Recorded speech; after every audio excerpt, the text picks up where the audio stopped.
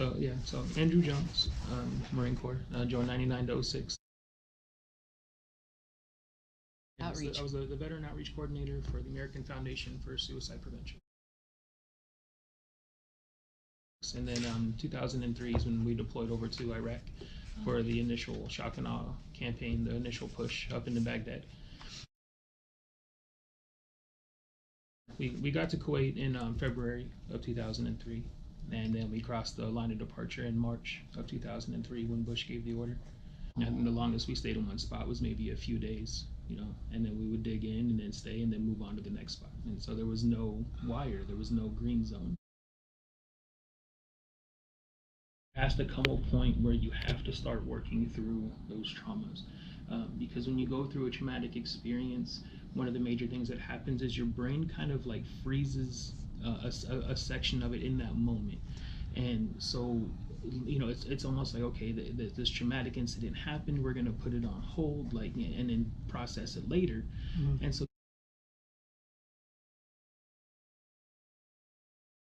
and you start going through nightmares and triggers start hitting you, and all that is your brain trying to process what it's gone through.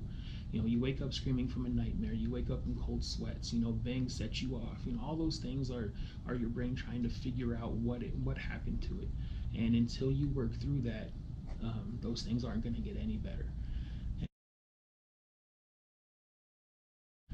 And so you got to go through the process of working through it, whether it's through counseling, through faith, through whatever means that somebody chooses. Mm-hmm. There has to be a route of work through this.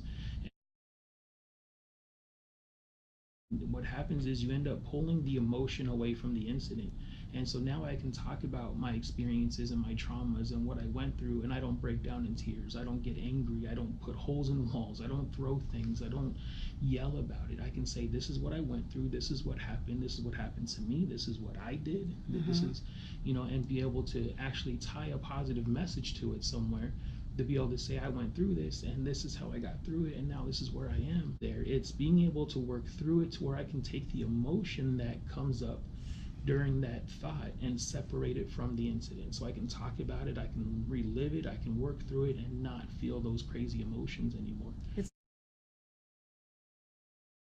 you can tie a positive message to anything that you've gone through, it gives it so much more relevance, so much more impact in your life, and to be able to help somebody else out. And what's hard is you say that, but then it's like people think like, well, I went through this horrible time. How can there be any positive message to tie to this? Mm-hmm. And one of the foundational things that you can tie to anything that you've ever gone through is you're still here.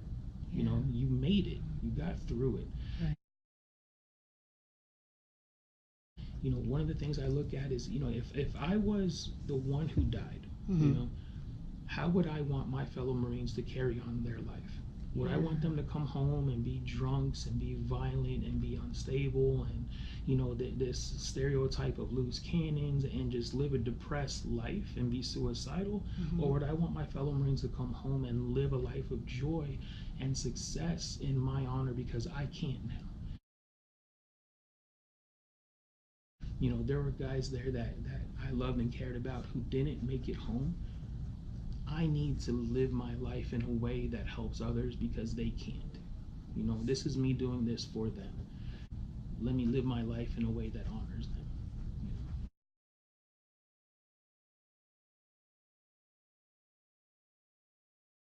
them. I think it boils down to almost a choice to look for it. To be open and receptive. Right, because you can find wisdom in almost anything. As far as how I'm talking about flipping the idea of if I was dead, how would I want my fellow Marines to live out their life? Uh-huh. That came from a Vietnam Marine who was my mentor for a while. Okay. And he was talking about a story where he went to the wall, and it was his first time there, and he was putting his hand on the wall where his buddies' names were, and he was starting to break down, and he was crying. And one of the other Vietnam veteran Marines that was there with him, who had been there before, mm-hmm. Started talking to him and told him that to look in the reflection of himself in the wall and think of himself in that wall as the Marine who died. Oh, wow. And he said, now think of one of your buddies who is alive that's on this side. He said, you're in the wall, you're dead. What are you saying to him? Oh, wow. And that's where he told me. He said, that's when I said, live your life in honor of me. So Healing Warrior Heart is a collection of poems and short stories, even some journal entries of my own, as well as about 25 other veterans and veteran family members. And so writing is something that became huge in my life as far as healing.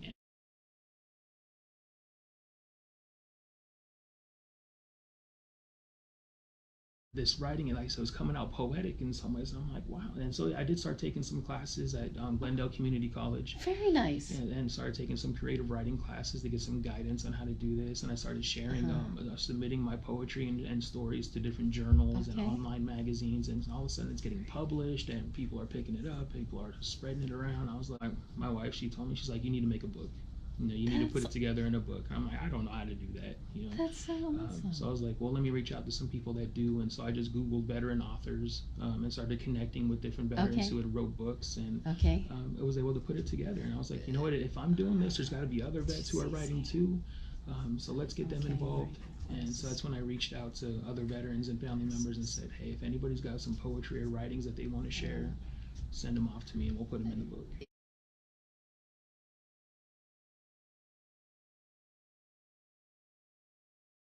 That comes back to military training, and that's one thing that I always try to talk to vets about is you have the mindset to be successful in life because of what you learned in the military. And so when I was in the Marine Corps, I was an anti-tank assaultman. So I fired a rocket launcher. I worked with demolitions, things like that. And those were my weapons. Those were the things that I had to become proficient with so that when it came down to being in combat, I already knew what to do.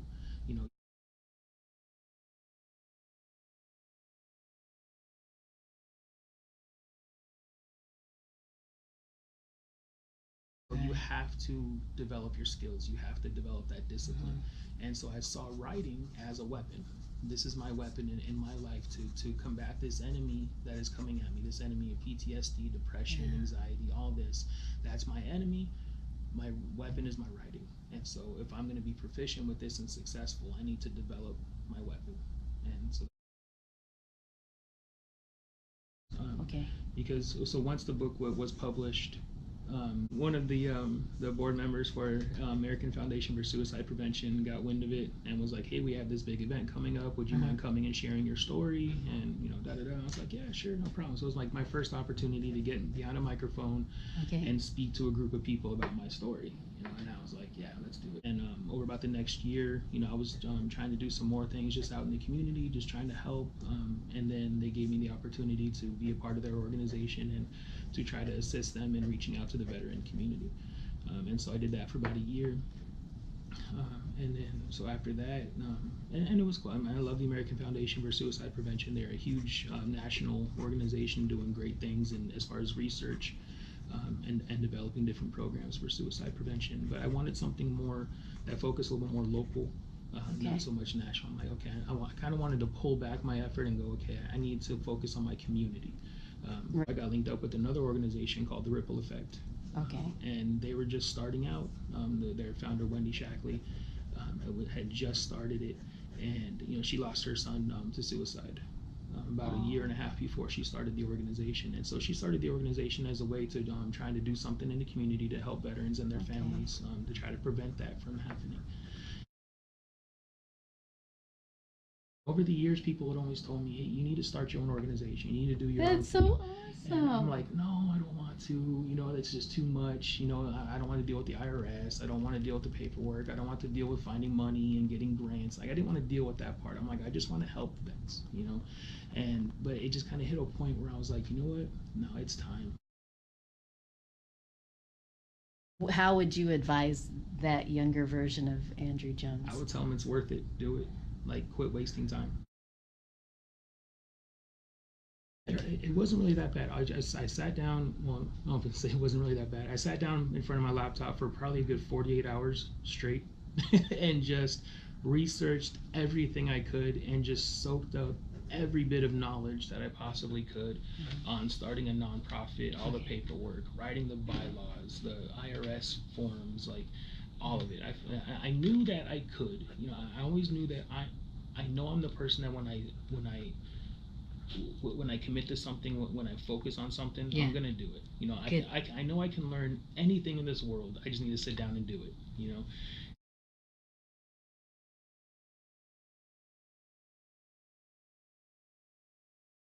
I literally spent 2 days straight just soaking up knowledge about it and continue to move forward. Like there's like this theme that has always been reoccurring in my life when I hit a transition period or have to make a decision, and it's funny because I was just thinking about it not too long ago, and I was like, no, like what reoccurring theme happens in my life whenever I make these transitions, and it's always the single thought of, I don't know how I'm gonna do this, but I have to.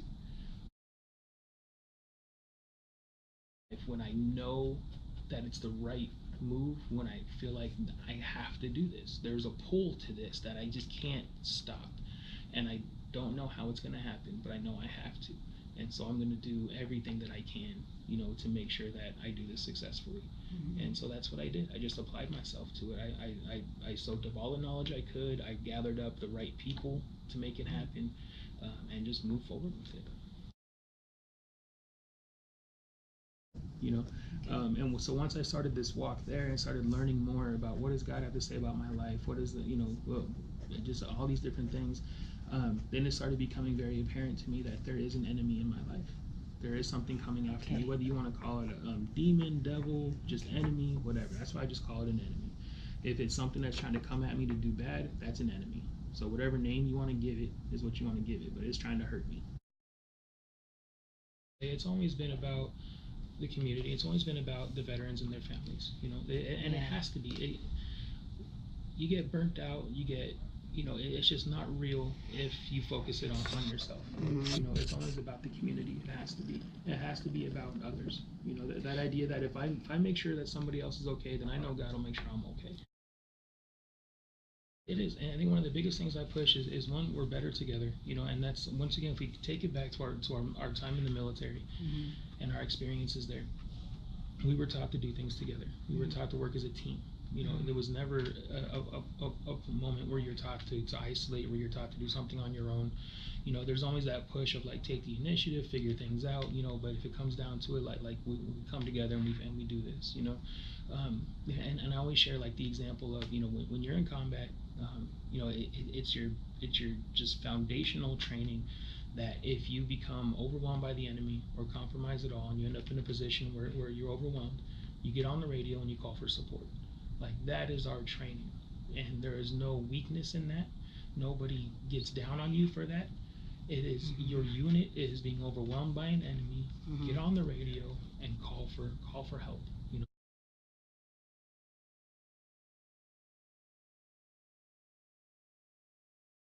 the reason I didn't pull the trigger was because as I went to pull back on the trigger, he was in the room next to me and he screamed at the exact moment I went to pull back on the trigger, and I stopped. And in that moment, I remember thinking, okay, I'm not the father that I can be. I'm not the man that I can be. But if I pull this trigger, then I completely get rid of any possibility of ever becoming the father that my son deserves. You know, that was my motivation at that moment to stop.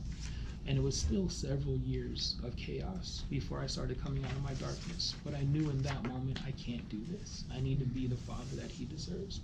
And so that's what I want them to see. I want them to recognize Dad's been through something crazy. Dad, you know, was a person who made bad choices and was angry all the time.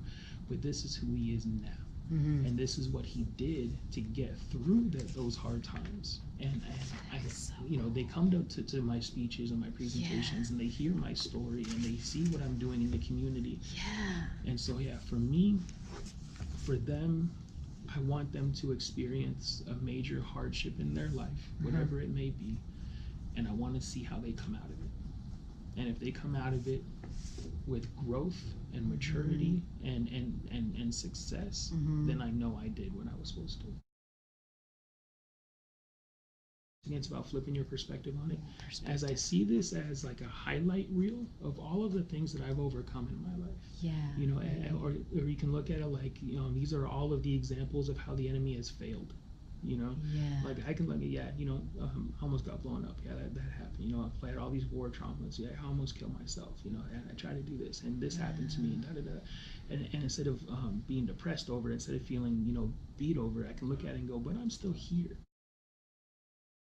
Like just knowing who you are. It is, yeah, and how you define exactly, yourself. knowing who you are, knowing your identity. You know, and for me, yeah, it comes from that. Who does God say I am? What does He say I'm capable of? You know, and then putting that faith in Him. Even if I think like I don't know if I'm capable of this, if I know that God is calling me to do it, then He's gonna make it happen. So it's like, all right, I just need to move forward, and He'll equip me, and He'll make sure that this is okay. You know, that's so cool. And that takes the pressure away. It takes that stress off of just going, okay, I know that God is there, God is for me, God is with me, that, you know, He's going to guide me, He's going to equip me, He's going to make sure that I'm successful, because He's not going to start something in me that He's not going to bring to completion and make sure it's successful, you know. Yeah, because that calling inside of you. Yeah. And you know what? You can either choose to run away from it, or you can choose to answer it. Yeah. And it really sucks if you don't answer it, because it keeps knocking at your door. Yeah, he's relentless. You know, well, it is a God will never force anything on you, you know, but he's relentless in getting to you. You know, he'll keep calling, he'll keep knocking, he'll keep doing what he's got to do. Keeps you know, nagging until at it's you. like, all right, fine, you know, let's.